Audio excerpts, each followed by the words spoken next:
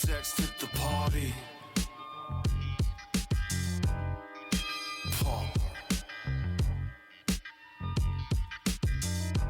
I brought Patron-suggested the party.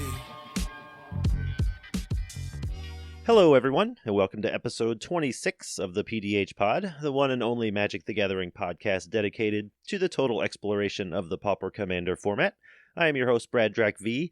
Dave is actually off this week as he attends to actual adult matters, so it's just me and the PDH PhD. Liam, how was your week? My week was chaotic, to put it in one word, in all aspects of life, in school, in work, in Magic. It's been very nonstop chaos, and this is a welcome break from all of that chaos. Good, it usually is for me too. I don't think it was as chaotic as yours, but yeah, it's always a nice little break. Yeah, my school decided to throw a couple of curveballs at me at the last minute at the end of the marking period. Marking period. That's high school. At the end of the semester. So it's just been trying to keep up on all that, because I was done for the semester, and then they threw a couple last things at us. I'm like, come on. Yeah. But yeah, so that's that. How's your week? Pretty good. Just kind of crazy with work, and like, I don't know if it's because I kind of work in the corporate world as a contractor. You know, towards the end of the year, everything gets a little chaotic. Like, every department's trying to finish their schedule, and half of them are shorthanded, so they're pulling from other departments. Yeah. Which affects their schedule. It's just, it's a whole thing. So I'm kind of on the outskirts of that, looking in, whereas the last handful of years I was on the inside of that. So it's quite a culture shock. Yeah, for sure. Actually, I think it was Monday, like, there was just a horrible, stressful vibe at the office. Like, everyone was stressed out, and like what is going on here? And I talked to my wife about it, and she's like, well, normally you're in that stress. This is the first year you've been on the outside of it, and you don't have to worry about any of that stuff. I'm like, oh, I was one of those people for years. It was not pleasant, but I still got stuff to attend to with work and all that, just not to that level of stress. Yeah, absolutely. I'm happy about that, at least. Yeah.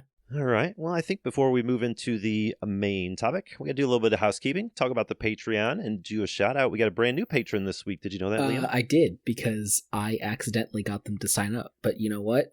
Happy accidents, right? That's right. It's all about the marketing, social media presence, as they say. It's all about the marketing. So I'll just go ahead and say what I said, which was on Twitter. Yeah. You know, we as the Dominaria remastered single day spoiler season was going on Magic.tv, whatever, I was, I guess, live reacting in the one Discord channel. Yeah, that was impressive, actually. Oh yeah, well, to make it even more impressive, I was live reacting in the Discord channel as well as in 2 different Magic group chats. So keeping it straight of what to drop where. I almost dropped you guys a couple mythics. Uh-oh. Yeah, and I almost dropped one group chat a couple commons, and they would have been like, why are we looking at these? These aren't cool. Oh, Sandstorm's getting a reprint. Look at that. Ooh, I like that card. But, yeah, so it was just dropping all that in, and yeah. So, I went on Twitter, and I was like, yeah, you guys should, like, join this, and then you can see me reacting to it, too. And that apparently convinced someone. Yeah, within like 5 minutes, we got a new patron. So welcome to the family, Findhorn Brownie. I know their real name, but I'm not sure if they want that out in the world. Their username is Findhorn Brownie. You see them a lot in the PDH Pals Discord, the PDH Home Base Discord, that sort of thing. So, but just like Brownie, as a patron, you get access to the pre-show, which is usually just kind of a short recording of the crew catching up for the week, talk a little bit. I think this week's pre-show is going to be a little wonky because we had some audio issues, but we'll get all that taken care of. And then you also get early access to full episodes before they go live. And then we're working on giving away some swag. We've already sent out some stickers, that sort of thing. But, you know, we'll grow that as we get further along. And then finally, you get access, like Liam was saying, if you want to watch him live text, live Discord message the Wizard streams, you get access to the PDH Pod Discord, where you can chat with all of us, get help with your decks, all that good stuff. So, and then as a patron, every now and then you even get to help pick show topics, which is kind of cool. And then always check out the YouTube, PDH Pod YouTube. We're just the PDH Pod over there. Lobert is kicking butt on those videos. It is awesome. Everyone turns out better than the previous one. So definitely go check those out. And then I think as usual, next up, we got This Week in Magic. I think there was a couple things, huh? A couple things, Brad? A couple things every hour. Every hour. So for those of you who are weekly listeners, you will remember that last week I decided to preface Secret Lair this week, right? Because last week we talked about a couple Secret Lairs, but I was like, hey, just to preface it so I don't have to talk about Secret Lair, next week, which is currently this week if you're still listening. I was like, yep. Yeah, I'm going to talk about the Transformers lair that was hinted at. It wasn't officially spoiled, but I was like, just to get ahead of it, I'm going to tease at it. We talked about it a little bit. And then the next day, they revealed all of them. And it was like, okay. But they also revealed the December Super Drop. And people were making fun of me on Twitter, and it wasn't very nice. Yeah, you definitely got called out for that one. Yeah, it was like Friday. I was getting called out by like 3 people. They're like, there's nothing sweeter than listening to the PDH Pod and Liam talking about This Week in Magic with Secret Lairs just to have Secret Lairs spoiled. Yeah, it was perfect timing. But for those of you who live under a rock and don't follow that, there were 3 Transformers Secret Lairs that were revealed. One of which was my correct guess, which was it was going to be a bunch of Commander staples, right? So there were 6 cards, they're all Commander staples. We don't care what they are.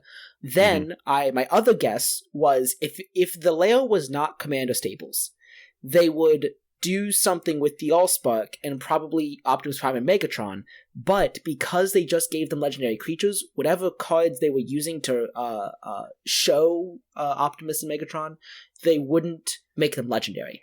And that guess was also right. They made a second layer where it's Megatron and Optimus Prime fighting over Doubling Cube or the Allspark. And I think Megatron's on Blightsteel Colossus and Optimus is on Darksteel Colossus. Well, that's cool, I guess. And then they did the obligatory basic layer and secret layer with the Universes Beyond, which I guess is fine. But then... Yeah. Then we had the December Super Drop. But wait, there's more. We had the December Super Drop, which doesn't have 5, doesn't have 7. It has 9. It has 9 secret layers in it. Oh my god. I'm done. And then today, they had the audacity to reveal the December astrology layer.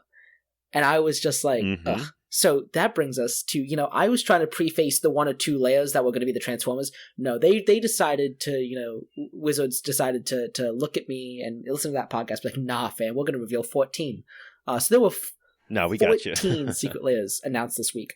For those of you keeping track, that brings us to 71 secret layers this year. That is 1 every 5 days. And you know what? There are people who are taking the astrology layers and just counting them as 1. Like, the astrology layer, because there's going to be a bundle towards the end of the year where you can just order 1 of each.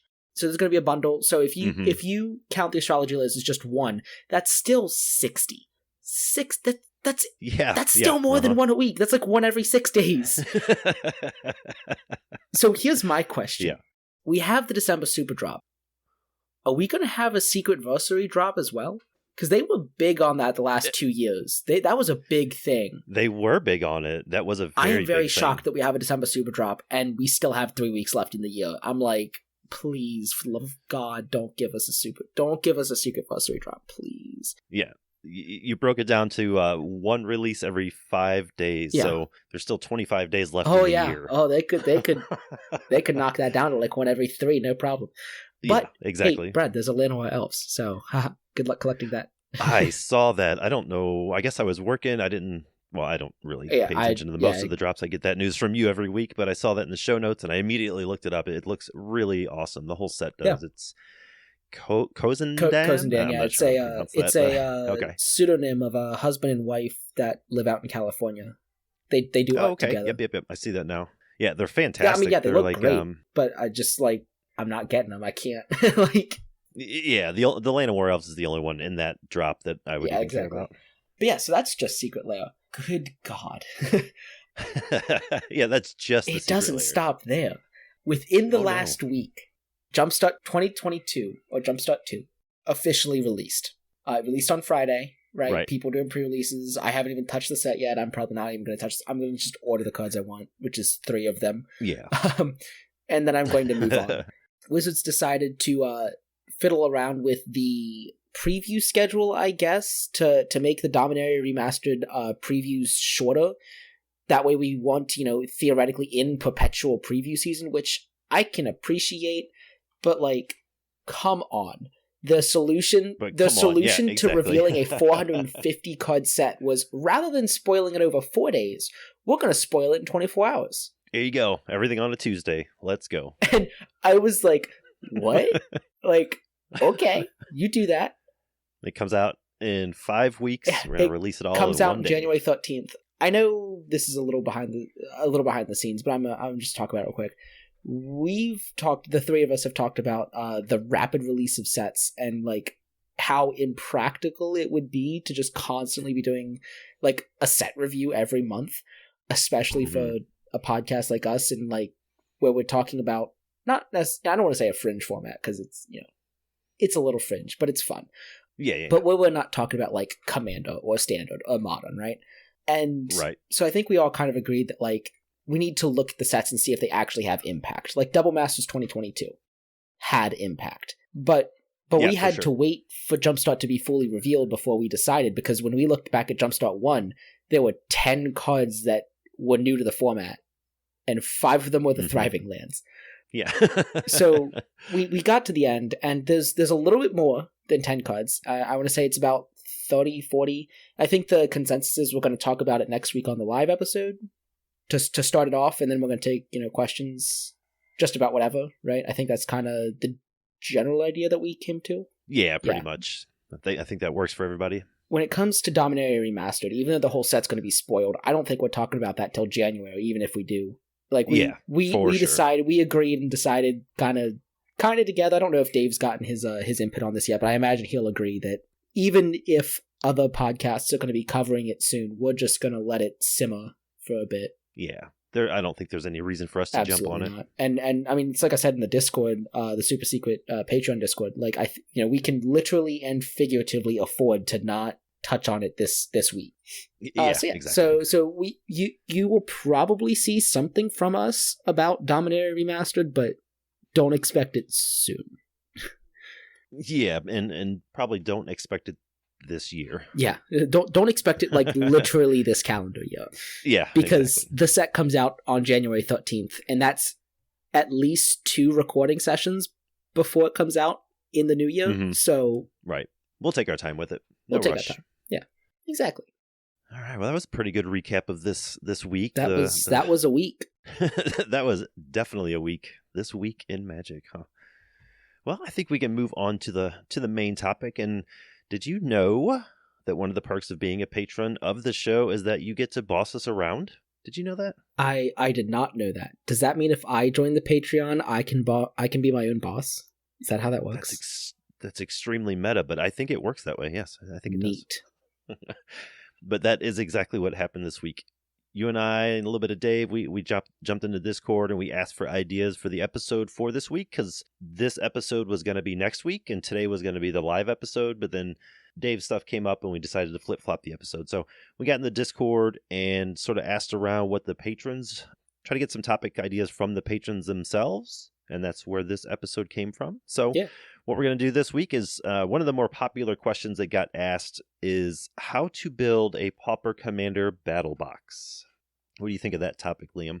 I think this is going to be interesting. Yep, I agree. This is going to be this is going to go so many places, and I'm going to go in so many rabbit holes. I'm just going to apologize to everyone in advance. Yeah, same here. First off, apologies all around. Yeah.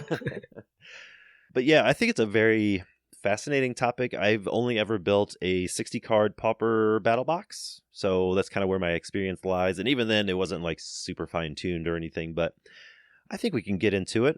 First off, do you want to kind of tell the people what a battle box is, for those that don't know? I suppose I could talk about a battle box. Sweet. There's an interesting bit of history here that I didn't know, but yeah, I'll talk about the battle box.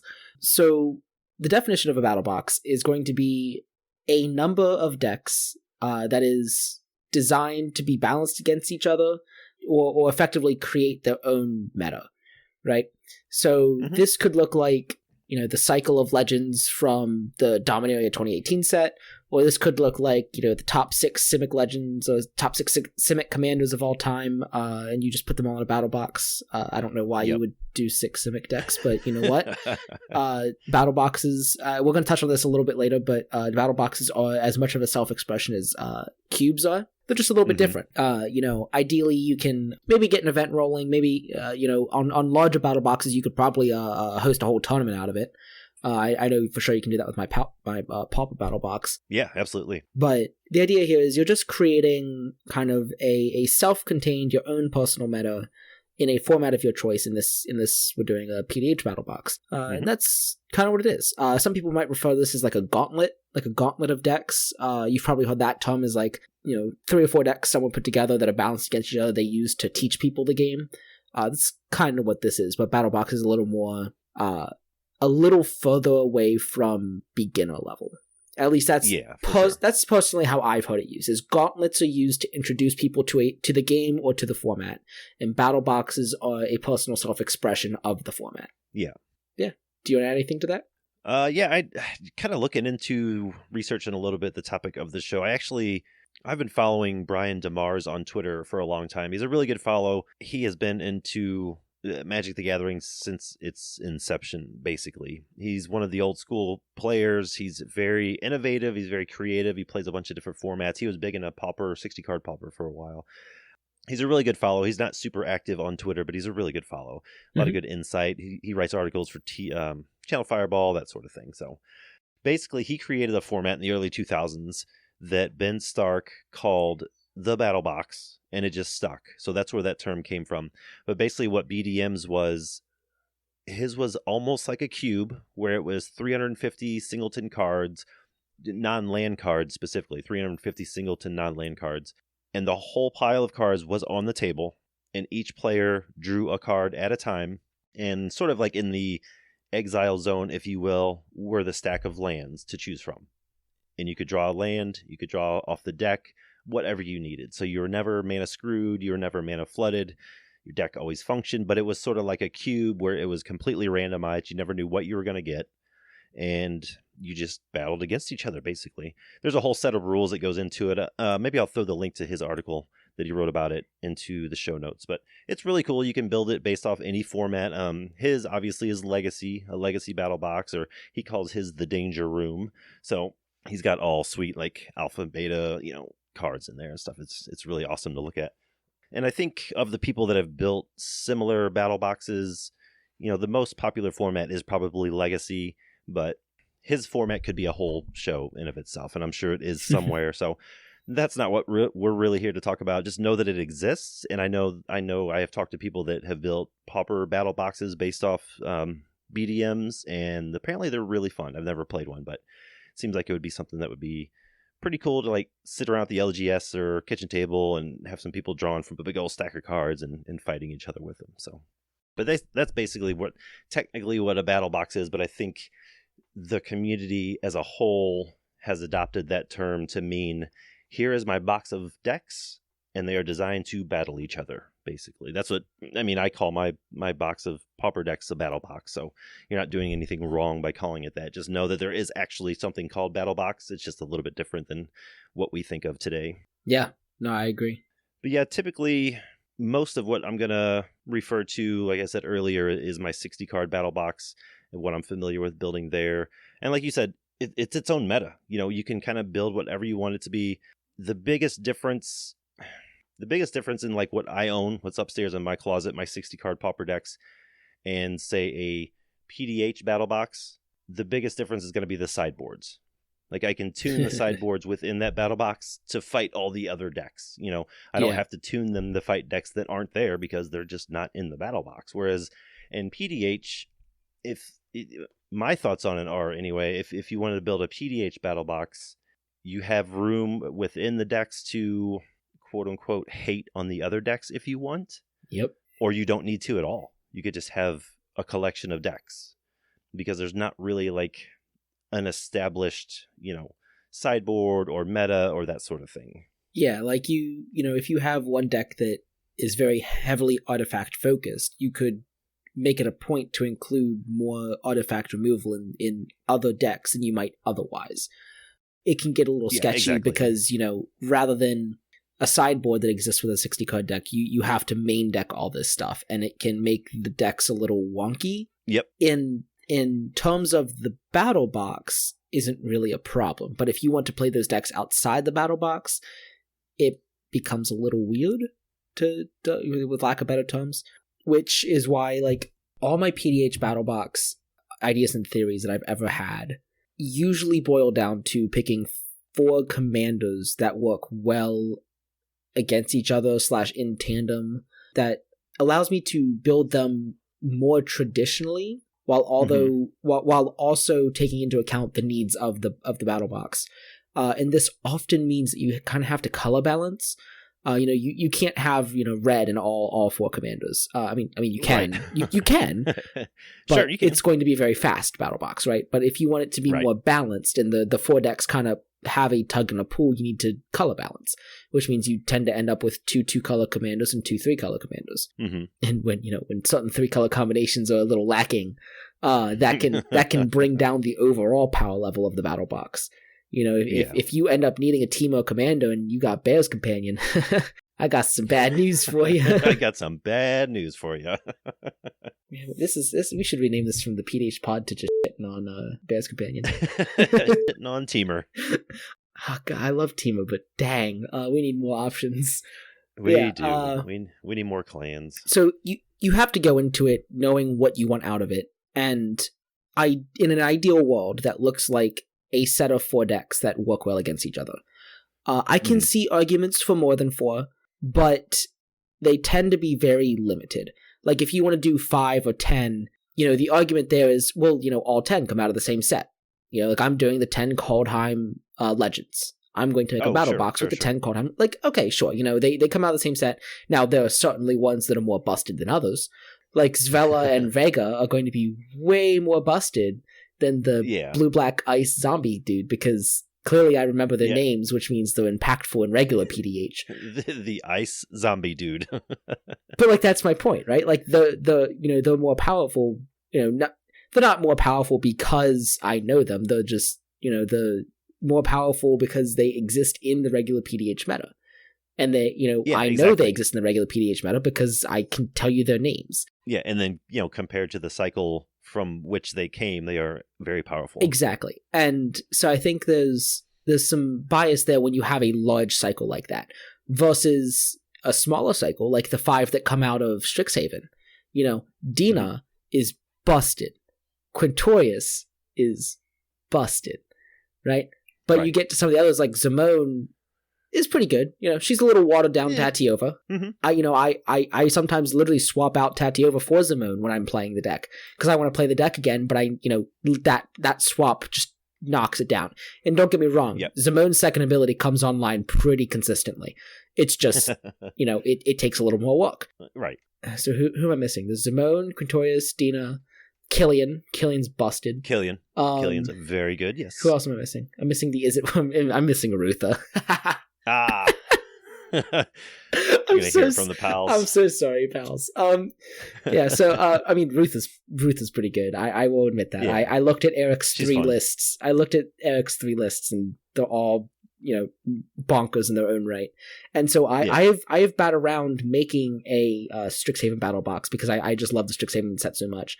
When I've knocked it around, I've left Rutha out of it. I've made it out of the other 4. Right. But that would be a good one because they all, even though Quintorius and Dina are very clearly ones that could take off running, there are other decks like Killian and Rutha who tend to be a little more tempo-y and can rein those others back in. So I think that would be like a good balance if you would choose 5. But if you were choosing them for like, your favorite commander or like from a bunch of different sets, I would recommend finding color balance. I would recommend finding a variety of strategies. But with that, Brad, are there any strategies you might want to avoid? Well, speaking from experience, and actually I do want to touch on what you were saying about color balance too, is I feel like in a PDH battle box, color balance is significantly more important than in a 60 card pauper battle box. You don't want to know in the back of your head, oh, deck 3 loses every time because it's this and this, and then you just feel bad for the person that picks it.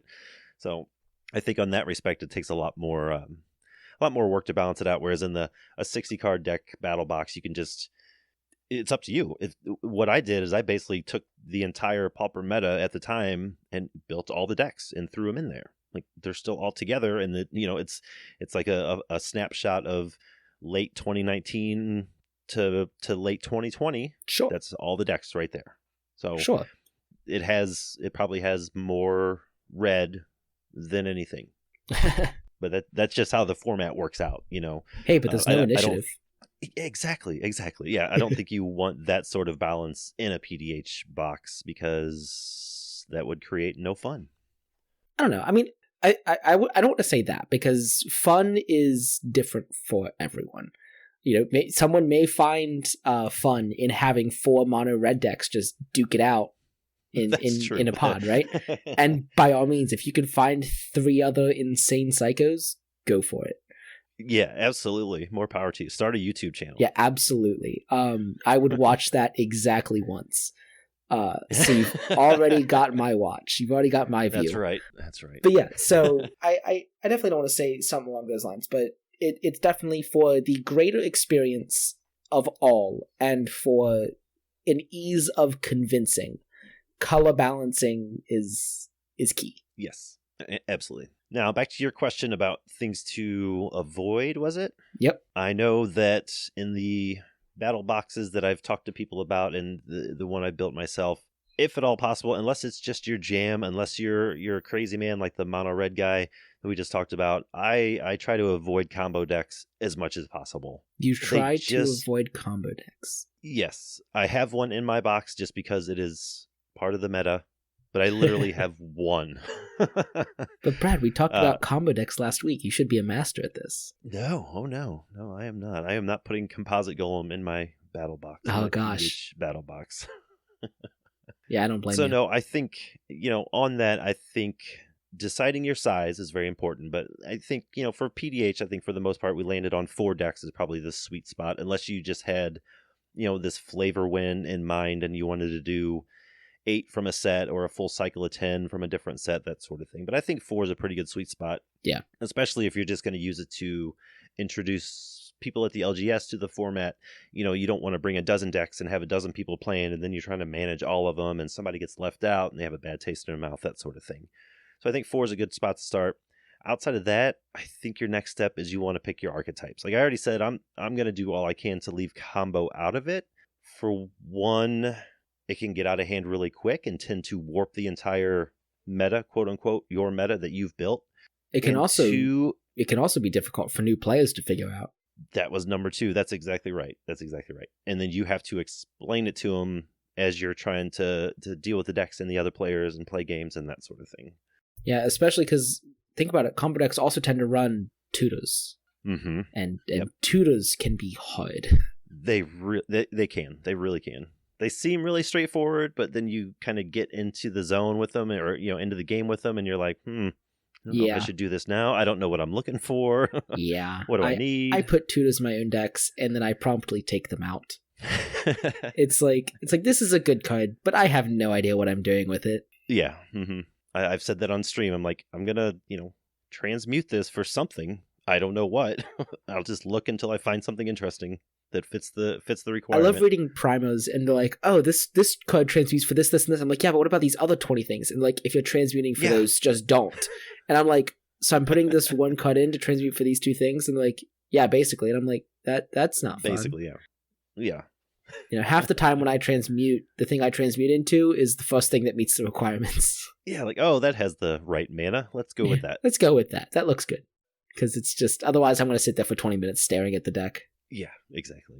So I think a healthy mix of archetypes is good. We have them all in PDH. So yeah, most boxes, contain, like we talked about, contain an even number of decks for time. You could even, if you get your local play group or your LGS to the point where you could even run a Pauper Commander tournament, you've got the box ready. Maybe somebody wants to borrow decks, that sort of thing. If your box is big enough, you could run a tournament out of the box. That seems really fun. I was going to do that with my Pauper box before the pandemic hit, and then it just all went to shit, and I haven't really revisited that idea. So, but yeah, I think What do you think are some good archetypes for if we're just going to stick to a 4-deck PDH battle box? What archetypes would you expect to be in there? Oh, hold on. I did this theorycraft a couple weeks ago when we had a Okay. question that was along this line of like, what 4 decks would you put in a battle box or see in a pod together? I had an aggro deck, a control deck, a mid-range deck, and a combo deck. Okay. Trying to remember who I picked for each one. I know I picked the 3-color Naya Viashino for my aggro deck. And then I picked Ana Battle Mage, the Sultai Battle Mage from Plano Chaos, I think. Okay. That block. I picked that one as a... was that a control deck? I think that was a control deck. The idea there was ramp super hard and then control people with Ana Battle Mage's ability. And you like bounce it back to hand. It was chaos. It was a mess. Yeah. It was only theory crafting. I have no lists for any of these, so please don't ask me for them. I can't remember what the other two were, but they were mid-range and a combo deck. I almost want to say the combo deck might have been...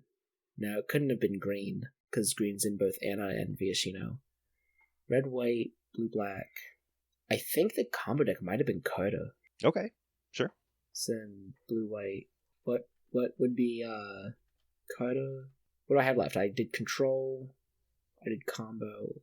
No, Carter was mid-range. Carter was mid-range. Yeah, and I the had Rakdos, yeah. And I had Sphinx. This one Sphinx is the combo deck. There you go. Yeah, that's nice a good colors. one. Nice, yeah, I love that. That's a good deck for a combo for sure. I love that commander. Yeah.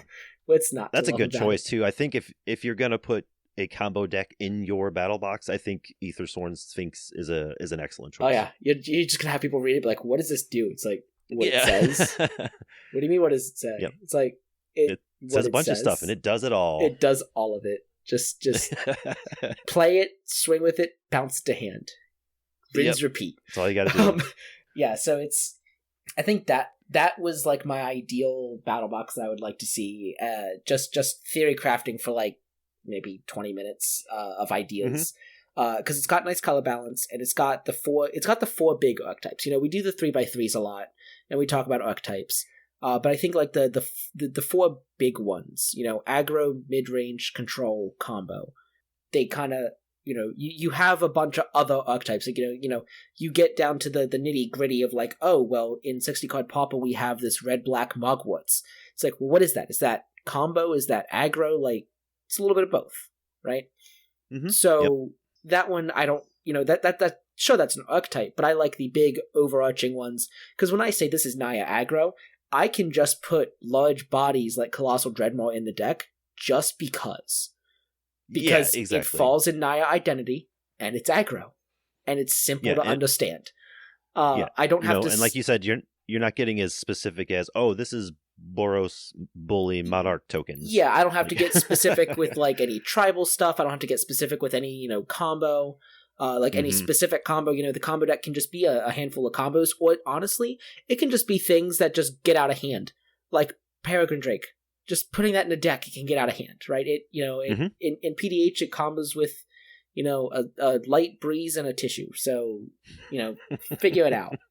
It's like, oh, this thing enters the battlefield, untaps 5 lands. It costs 5 mana. How can I break this? Right? Math, so, like, you know, throw a couple mana sinks in. They don't have to be particularly great. Just throw a couple in. You know, just stuff like that to kind of introduce people to the ideas of what can happen. Because that's all it is. Yeah, I think that's a pretty good explanation of it. You just don't, unless you're playing, or unless you're confident with your play group or the people at your LGS, I wouldn't go much deeper than those archetypes either. Like you said, combo, control, mid-range, aggro. I think you're perfectly fine starting there, and then maybe evolving those decks, or even if you have the resources, build a second battle box where it's more specific, like this is Voltron, this is tokens, this is, you know, that sort of thing. Brad, if you have the resources, every deck costs like $10. Well, that's true. I just know for a lot of battle boxes, people like to bling them out, foil them out, nice sleeves, fancy carrying case, all that sort of thing. That's true. But yeah, you can get more specific with the second box if you wanted to, or narrow down your choices, that sort of thing, or just make them not harder, but just more involved decks to pilot. Yeah. It's completely your flavor. It's your box, but I think as a starting point, those are the 4 main pillars, if you will, of the archetypes that I would start with. And then 2, when you take this box and you take it to your friend's house or you take it to the LGS and people are like, hey, what's that? Why are those decks so big? They're bigger than my decks.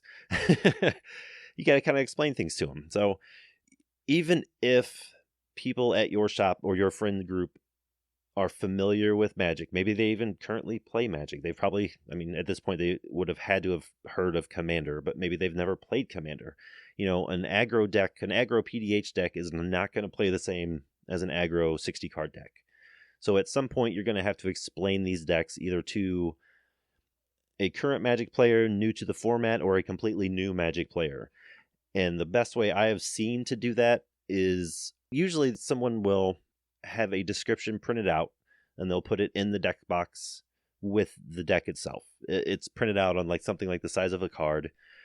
Sometimes it's fine print, sometimes it's two-sided if there's a bunch of stuff going on. I've also seen it too where it was really cool. He had QR codes for each deck that took you to an online version of the deck that sort of walked you through it, had descriptions, had all the pictures of the cards, that sort of thing. Did you know that Moxfield will generate QR codes for you? Holy oh, yeah. I did not know that. Oh, yeah. Oh, Moxfield's fantastic. There you go, right there. Do you folks want to know why I went from tapped out to Moxfield instead of tapped out to Architect? We're gonna have a whole episode on Moxfield. This thing's amazing. Continue. So yeah, No, you're fine. That's really good to know. I did not know that they had that. But some sort of description of each deck is very helpful. Like I was saying, I've seen custom cards printed out, QR codes, that sort of thing. I've seen handwritten notes. I've seen a notebook with all the decks listed in them. Just anything that is more explanatory than here's 100 cards. It is white-black control. Good luck. Yeah. You want to have something you can explain to them where you can explain it to all 3 other players at the same time instead of having to take 45 minutes to talk to one person and 30 minutes to talk to the next person. You can sort of address them all and go over the decks at the same time because they have something tactile in their hand or on their phone that they can reference. Yeah. No, I agree. That's definitely important that if you're handing someone a deck like that, whether it's aggro or combo, having a little, get to know me slip will come in handy a lot. Even if it's just something that's just 3 or 4 steps along, this is the name of the deck, this is what the deck does, this is how it accomplishes it. It doesn't have to be like this dissertation on primer, this 10-paragraph primer or anything with lines and graphs and all that stuff. But just anything that you can hand out or walk them through is very helpful. Yep. Yeah, and I think whatever you decide to do, just make it fun. I think the QR code idea is pretty fun. I did not know Moxfield had that, so I may have to break out the Pauper Battle Box and hook up some of those. Just put it right on top of the deck list or the deck box, and that's pretty sweet. Yeah, because then it always updates. Like you update the deck, the QR code's updated. Oh yeah, it's very magical. it's very nice for my one EDH deck that no one but me can usually read. So I'll break it out and I'll just put the QR code in the middle and they're like, what's that for? I'm like, you'll see. We get to turn. You'll find out. Yeah. They're like, we get to turn 2. They're like, what's that do? I'm like, just scan the code. Find it in the list. Uh-huh. It's like, turns out when you build a foreign language deck, not everyone can read it. Yep. We actually ran into that problem last night on stream. It was funny. But it's one thing foreign language cards, right? It's one thing if you're playing foreign language cards and you can't read them. Right. And now, there's a difference. Right? Are you playing for an EDH player, right? Are they playing a foreign Sol Ring? Everyone knows what Sol Ring does, right? For a PDH player, right? Are you playing a foreign command tower? Everyone knows what command tower does. But it's like when you're playing something, maybe Snuff Out, and you're playing a foreign Snuff Out, but you can't read it. It's it's Snuff Out. But do you know exactly word for word what Snuff Out does, Brad? Yeah. Do you remember the exact words? No. Yeah. It's great that it kills a creature. What kind of creature does it kill? I always forget the non-black part. Yeah. Or even still, sometimes there's little niche things in the rules text that make it interact a certain way, and people need to know that. So it really is you need to know the exact wording. You need to be able to read it. And so that deck that I play, like, I can read it. Usually my opponents can't. So they're like, what's the exact wording? And I'll read it off. And like, no, what's the exact? I'm like, this is the exact wording. So it's like, you need to know that stuff when you're playing foreign cards. Yeah, especially with so many cards at our disposal. You gotta know whether it exiles or destroys. Yeah, that sort of thing. And please, for the love of everything, if you're going to play in a competitive tournament with foreign cards, know what they do. Like, yes. Like if is that a nightmare as a judge? Let's say, Brad. Let's say you and I are playing against each other, and I'm playing a fully foreign deck. If you call a judge over for clarified oracle text on something I cast, judges have no problem doing that. If I call a judge over asking for clarified oracle text on my cards, judges get irritated real freaking quick. Mm-hmm. Like, we understand. Yeah, I can imagine so. Like, we understand if your opponent is playing foreign cards, right? That's not your fault. We're happy to help. Right. But if you're playing foreign cards, stop. Better damn sure know what they do. Like, I think it got so bad at the past SGCon, I feel like I vaguely remember a head judge issuing proxies for like 20-cent cards because this dude just didn't know what they did. And it's like, bro. Like, he had the pretty Japanese Strixhaven ones in foil. They were stunning. They were gorgeous. He's like, I know the name of the card. I just don't know what it does. And I'm like, bro, stop. Come on, bro. Like, he had so many judge calls asking for oracle text, which is like, dude, like, stop. Like, either pull up the oracle text on your phone or... That's frustrating. Okay, mini rant over. That's a good rant. It's good to see behind the curtain every now and then. Yeah, 100%. Just play foreign cards smart. Yeah, play them smartly. That's a good way to put it. It's totally the topic of this week, right? Yeah, foreign cards and how to play them. Yeah. How to not play them. And how to not play them. Don't. Yeah. Don't. And show's over. End of episode. Trying to wrangle it back in just a little bit. Sure. One of my favorite things about whether it's Brian DeMar's True Battle Box or it's a Pauper Battle Box or PDH Battle Box, whatever you've got, one of my favorite things about them is they don't... it's totally up to you, but you do not have to keep up with the current legalities of the format. Like I was saying earlier, my Pauper box really hasn't been updated in about a year and a half, so I'm 2 or 3 bands behind, but I could open that box right now and have a 40-person tournament, and no one would complain, because sure, there are very strong cards in there that have been banned, but because of that, there are cards in the sideboards that deal with those strong cards, if that makes sense. So make it how you want. You don't have to... As opposed to updating regular decks that you play with, like on stream or every weekend at your buddy's house or the shop or what have you, when a new set comes out, you don't necessarily have to rush and update your battle box if you don't want to, because it doesn't need that. It's like we mentioned earlier, it's a whole self-contained sort of environment, sort of a snapshot in Magic's history, if you will. And if you want to leave it that way, go for it.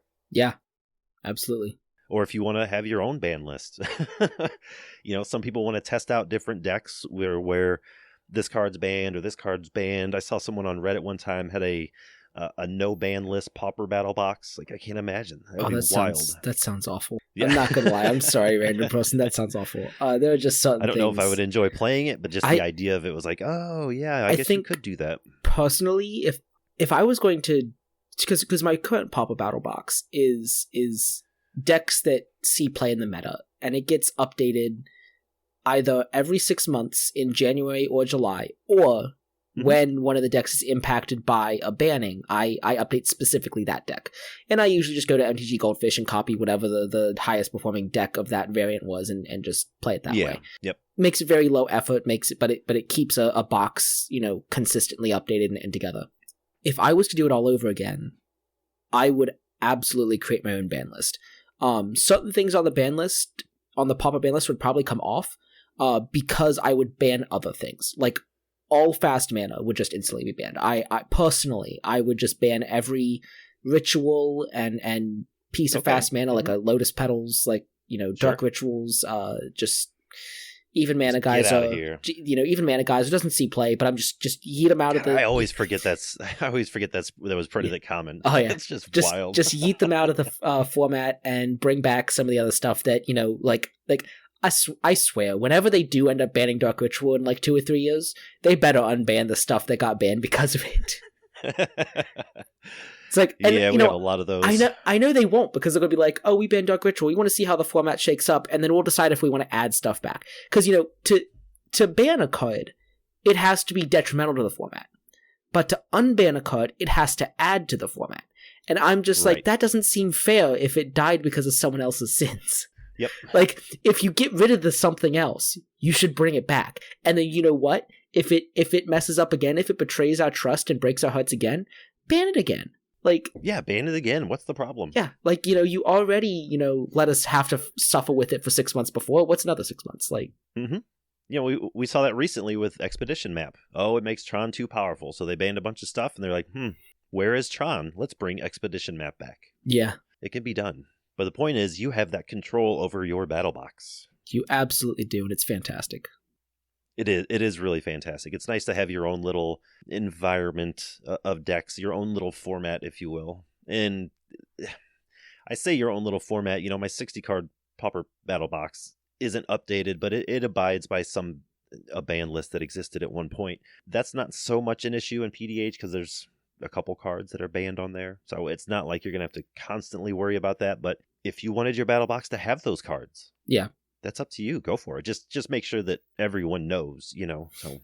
Yeah, you just be like, yeah, hey, my one deck is initiative. Like, we're just going to do that. Yeah, we're just going to do it. And you're just going to suffer. my one, what's another thing? My one deck is unadulterated, unfiltered Tron. Good luck, have fun. Mm-hmm. I'm going to win on turn 3, and it was nice knowing you. You might as well just sit there, right? Yep. all of my decks play 8 counter spells. Good luck. Have fun. That sounds awful. Oh, you mentioned earlier about the size of your PDH battle box, whether you want to do a cycle or 4 decks or this and that. One of the cool ideas, if you decided to go bigger than 4, is you could design your decks to be played 1v1 as opposed to in a pod. Yes. Because we do have a pretty vibrant PDC, as they call it, Pauper Dual Commander, 1v1 Pauper Commander community. They're always running leagues, building decks, that sort of thing. So you can always tune your decks to just be played against each other. I can't remember. They allow Rhystic Study, right? Yes, they have a different ban list than 4-player. I think their ban list is entirely different, right? They allow Study and Remora, and they banned Oubliette. I think that's it. Are there other bans? I don't think there are.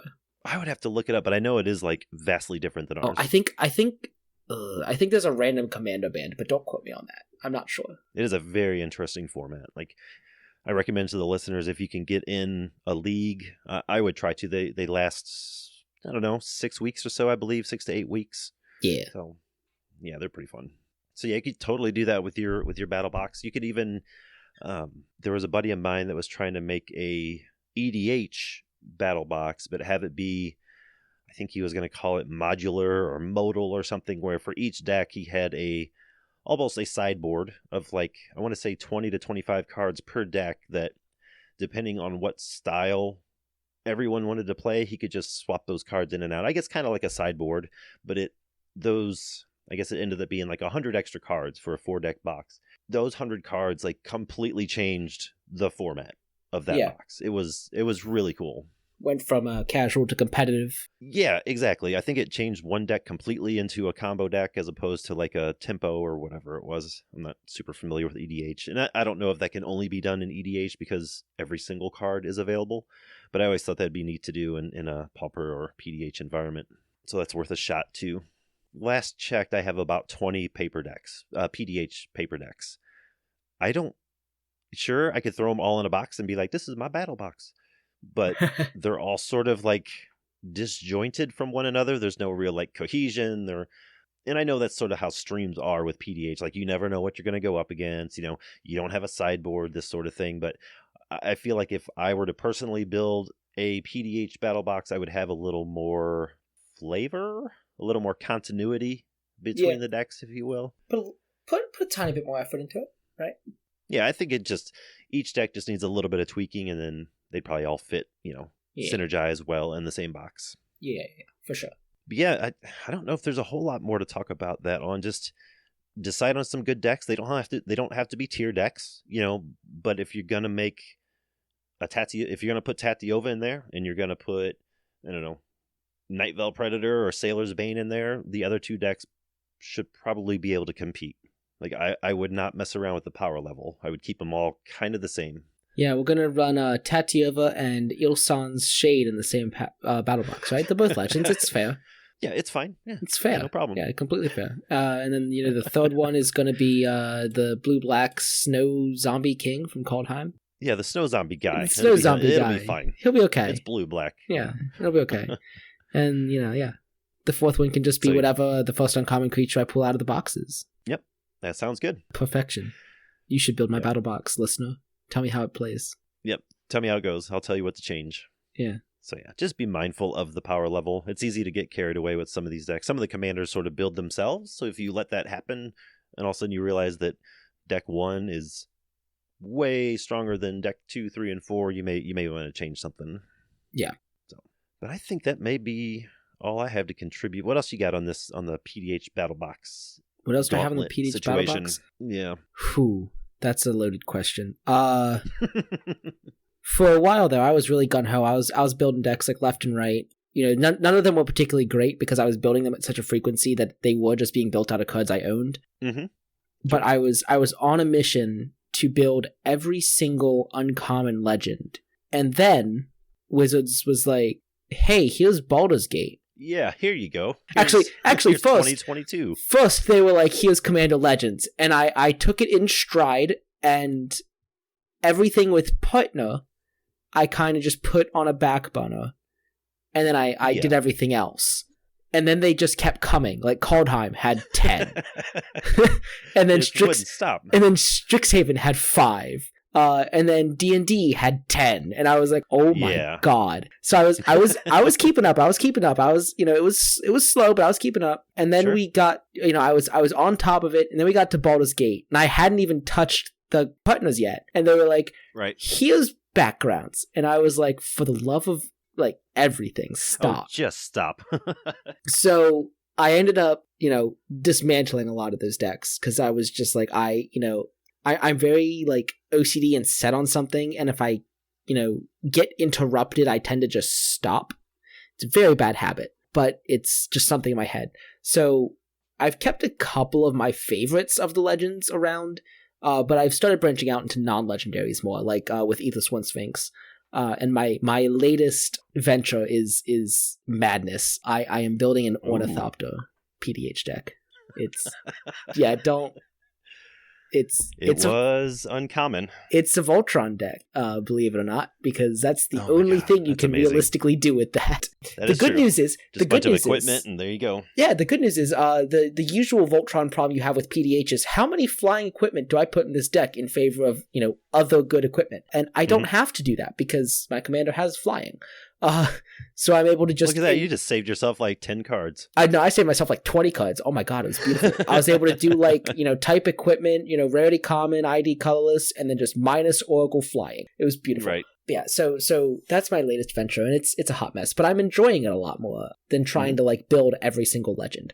I do eventually have to build a Wilson pile. And when I say pile, I mean a 50 card Wilson deck, and then pick my favorite background in each color and build a 50 card deck for that, so I can have a modular Wilson deck. So just sort of smash them together. There you go. Yeah. I like that idea. I'm thinking I'm just going to pick the cycle that says when you attack the opponent with the most life or whatever. I just pick that way the deck kind of does the same thing every time. It's still a modular deck, but it still has a focused goal no matter what colors it is. I'm thinking about building that. That sounds like fun. It does sound like fun. Now, what if you built a 4-deck PDH battle box where each deck is helmed by choose a background uncommon creature from Baldur's Gate, and then you did like you were saying, you built 4 50-card decks, and then you built 4 50-card backgrounds. The only problem with that is every deck becomes a 300-card deck. Because you have your 50-card commander and then 5 50-card backgrounds. Because, Wilson could be a mono-green deck with a green background. So, no, I was just saying, you picked 4 commanders for your deck, and then you picked 4 backgrounds, and that was it. Oh, And then when you sat down to play with your pod, you just they were shuffled the just sort of- backgrounds with the. you- That sounds you just weird. picked them at random. But Yeah. color balance would be way off. I would Yeah, that would be a probably problem. I would probably do 5 commandos and 5 backgrounds, and then Okay. just shuffle it around. What sounds like the most chaos is the 5 backgrounds being the attack the opponent with the most life, and it just becomes an aggro Yes. slugfest no matter what. Like, you got like an Azorius and a Demir deck just going at it, just swinging smashing 1/1s each other. back and forth. It's just like, oh my goodness, that sounds awful. It sounds like fun. That sounds awful. Yeah. I think of all the backgrounds that we have. I think that cycle is my favorite, just because it's so. They read awful, but once you know what they do, it's so simple and so beautiful. I just love it. It is. It's like shockingly good. Yeah, it's beautiful. But yeah, I think that these are maybe straying a little bit away from BattleBox in the traditional sense, but they are effectively BattleBoxes, right? Mm-hmm. It's the same concept, same idea. Yep, I agree. But yeah, what are your current ventures that you could maybe build a BattleBox around? Well, knowing me, I would have to. I don't think I could let myself not build a BattleBox Without if Orzhov. it wasn't without Orzhov, without it being just Brews. Okay. That sort of thing. Like, I don't think I would ever see myself building a tier box or anything like Oh, that. But it would absolutely be, it would be Orzhov. It would be. Honestly, I don't even know what the other decks would be, but I know it would be very flavorful. Like, each deck would at least flavorfully tie to the other ones, whether they're from the same plane or same set or what have you. I would actually have to look into that quite a bit because there is a lot of options in PDH. I kind of like the idea of sticking to, like, maybe picking my favorite set and then going with the gold or multicolor options out of that set and building a battle box. Sure. I would have to venture out. It just depends, because like one of my favorite sets is both of the Theros. Those are my 2 favorite sets. Well. So which Theros? There's 4 Theros sets. There's OG Theros, which is a 3-set block. Oh, okay. I wasn't even thinking about the block. I was just thinking the set individually. Yeah. So the OG Theros block was pretty amazing. So if you're looking at the OG Theros block, there are 105 options that had the uncommon rarity in that block, if you were looking at a specific printing. But if you're just going in general, there have been some shifts. So there's 113 options out of that block that have been uncommon at some point. Some of them look pretty good. But yeah, so which commando would you have to put in? Like, would you have to put Gary in, or like is Gary like a heck no? He is pretty iconically Theros. I think you would almost have to. I mean, I would ideally want the box to be all 2-color commanders for balance. But I guess Gary can be in a couple of the 99s, but I don't know. That is something to think about. I was initially thinking, when you asked, just to build a box out of the 2-color commanders, like Horizon Chimera and Warcaller and that sort of thing. And that's the Hoplite, the Akroan Hoplite. But I completely forgot, just from playing with Gary for so long, that he was ever printed at uncommon. Well, see, but the problem with this is that Disciple of Deceit is one of your options, and that's just a busted commando. That is pretty busted, yeah. After Disciple of Deceit, I mean, battle-wise, Hoplite, I guess. Yeah, I guess. I guess Spellhut Chimera is fine. Like, Spellhut Chimera, while not the best option for that archetype, could probably hold its own in a Theros, battle box with Disciple of Deceit. Sure. Yep. So it would take some thinking, but I would probably, if I were to do that, focused on the original Theros block, I would probably include Theros Beyond Death as well. Okay. Because I'm just a huge fan of enchantments and enchantment creatures and that sort of thing. That's why you built Killian the way you did. I do. I love auras. They are my favorite type of card. Oh my god! Are they I love enchantments, like global or whatever they call it, global enchantments. But the auras are just auras are just where it's at for me. And they're inherently bad. Like they're just awful. But I love them. So you smush together an enchantment and a creature. Yeah, bingo. Solid. Okay. So yeah, it's something to think about, but it would definitely have to be flavorful. Or, like you kind of led me to, like, all from the same block, that sort of thing.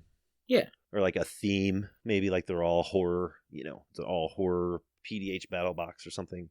Halloween themed PDH battle box. Yeah, something like that. Like, I don't think I could just have 4 decks and throw them together and be like, oh, here's my battle box. Like, no, I want it to be like, you open the lid of the box and it's like, Pulp Fiction where the glow is coming out of the briefcase. And that's like saying, the Lorwyn block constructed tiny leaders, right? Horror themed PDH Battlebox, color balanced. Yes.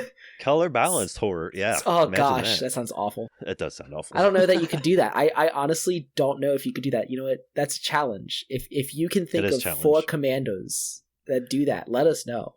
When I was a semi-card seller on eBay, I used to take all my bulk and I would make, I guess technically they were peasant cubes, like 350 card peasant cubes, and I would sell them on eBay.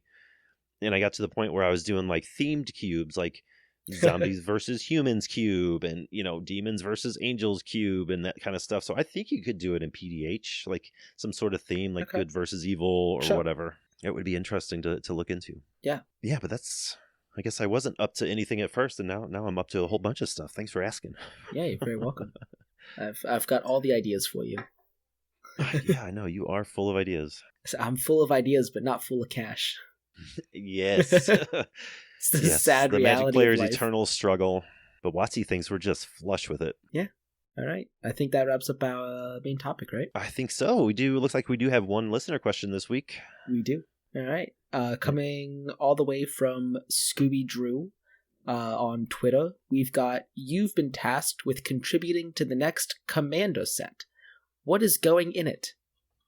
Brad, what are you putting in the next Commando set? Well, I would like to see some reprints, some costly reprints. I know we basically dedicated an entire episode to this, like in our wish list episode. So I don't have to go over all of them again, but things like Snuff Out. I'd love to see 3 visits, that sort of thing. Snuff Out is still almost $10 for the Macadian Masks version. Yeah. Just one more, please. Like the Warhammer 40k decks helped drop the price of Darkness, which was nice. I think the cheapest version's down to like $2 or $3, which is not terrible. Could be better, but not terrible. As far as pricey reprints, I've been having so much fun this year with Baldur's Gate that I would push very hard for a return to specifically Baldur's Gate. Okay, sure. It was super fun. Like, I would try to come up with another Undercity, like a different Undercity. Like when you take the initiative, you can pick which Undercity you go into. Please don't. I did not like learning the interactions of venture into the dungeon and initiative, because it's like whenever you gain the initiative or you venture into the dungeon, if you are in a dungeon, it doesn't matter what dungeon, you just move forward. But if you're not in a dungeon, they do different things, right? Initiative takes you to the Undercity specifically, while venture takes you into the option of one of 3. Right, and I think I asked that question actually on stream last night. Like, if I'm in the Tomb of Annihilation and I cast Rilsa, which gives me the initiative, do I all of a sudden jump to the Undercity? Or do I have to finish the tomb You first? finish the tomb. And then when you finish the tomb, whatever the next effect is determines where you go. So you can never venture into the Undercity, right? So if you finish Tomb of Annihilation and then you venture, you pick one of the 3. But if you take the initiative, you go specifically to the Undercity. Okay. Please do not make another one of those, Wizards. If you're going to do more dungeons, please just lump them in with all the old dungeons so that all the venture stuff gets a little more powerful and the mechanic is a little more playable. Please do not make it. Yeah. Like, I love the initiative mechanic, but like, please don't. Maybe don't not another Undercity, but yeah, some more interesting dungeons. I can go with that. I can deal with that. I would love to see more backgrounds. I think there is a lot to explore there. I know a lot of people didn't like them, but I've had nothing but fun playing with them. And just overall, just the set itself, I don't know if it just harkens back to my days of playing D&D and playing Baldur's Gate on the computer and that sort of thing, but it was a blast of a set to play with. It's been fun to brew with. I'm always finding new stuff to play with, like Mr. Orfeo and Levon and all that sort of thing. And, since I'm an ideas man and it's up to R&D to figure out the logistics, Baldur's Gate 2 could be a party theme. We could revisit or have a mix between like Zendikar and Baldur's Gate. Bring back allies, that sort of thing. Like really heavily adventure allies, landfall, like massive equipment and spells and big dragons and all that fun stuff. Sure. So I'm pushing for a Baldur's Gate sequel. Okay.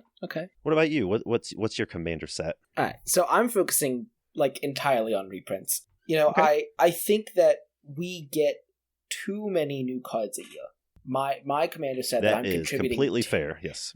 My commander set that I'm contributing to is going to be entirely reprints. Like the face commandos might be new, but that's it. Like I don't even know that I would like the lieutenants in the deck, like the secondary commandos, they would probably just be reprints. Like I probably wouldn't choose anything new for them. I kind of like the idea of a whole reprint set, but new, like a handful of new legendaries or whatever. That's like cool. like they make a commander set where the 5 face legends are new, but the rest of the decks are reprints, even the secondary options. Yeah, I would love that. That'd be pretty sweet. Specifically with reprints, specifically printing PDH legal ones. My very specific one that I want to see a reprint is Forge of Heroes.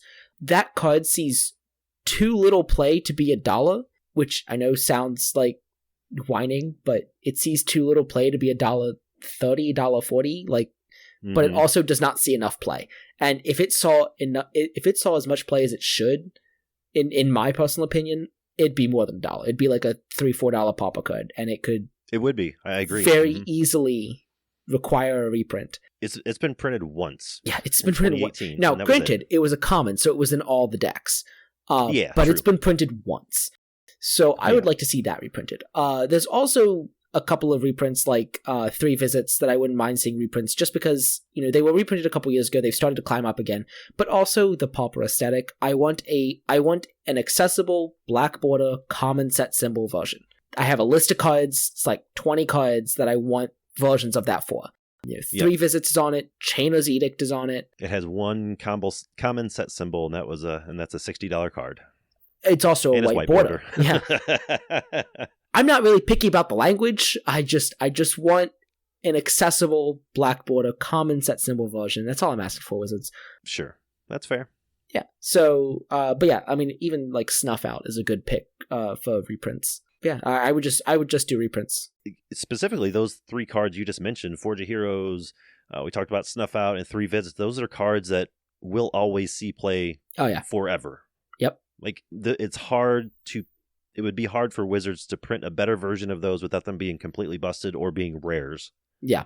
So, those are really good picks, I think, for reprints. That would be awesome. So the next thing I would do is go back to recent reprints of cards and downshift them to the common rarity where they belong, so that I have nice aesthetics. So, for example, Seeker of the Way, Burning Tree Emissary, Coiling Oracle, Unearth, Monastery Swiftspear, Spell Pierce had beautifully stunning borderless versions in Double Masters too. They really did. But the bounce lands were uncommon, and I hate it. I would love borderless bounce land art with common set symbols, please. Thank you.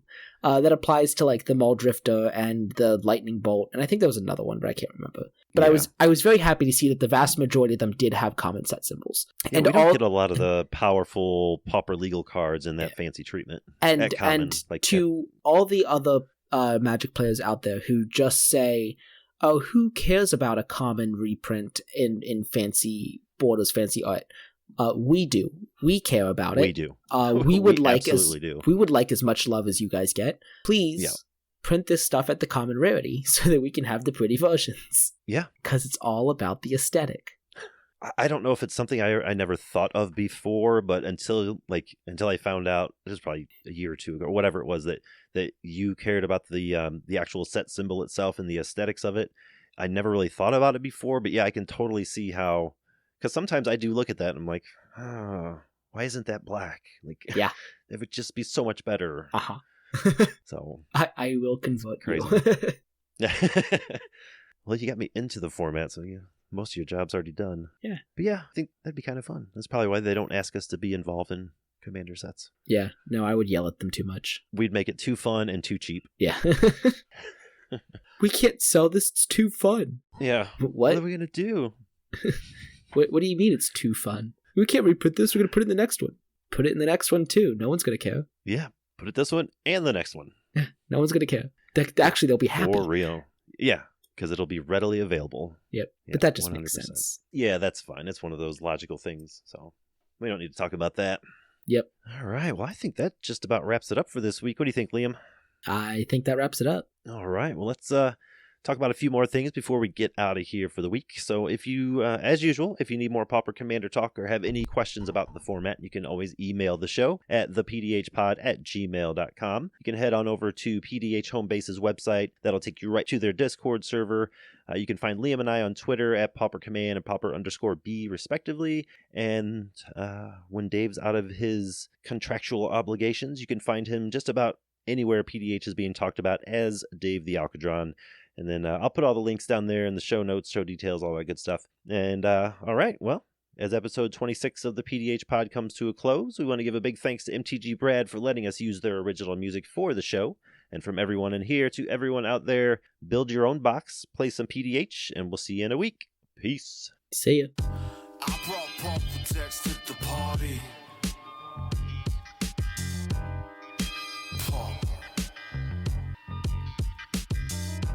I brought Patron-suggested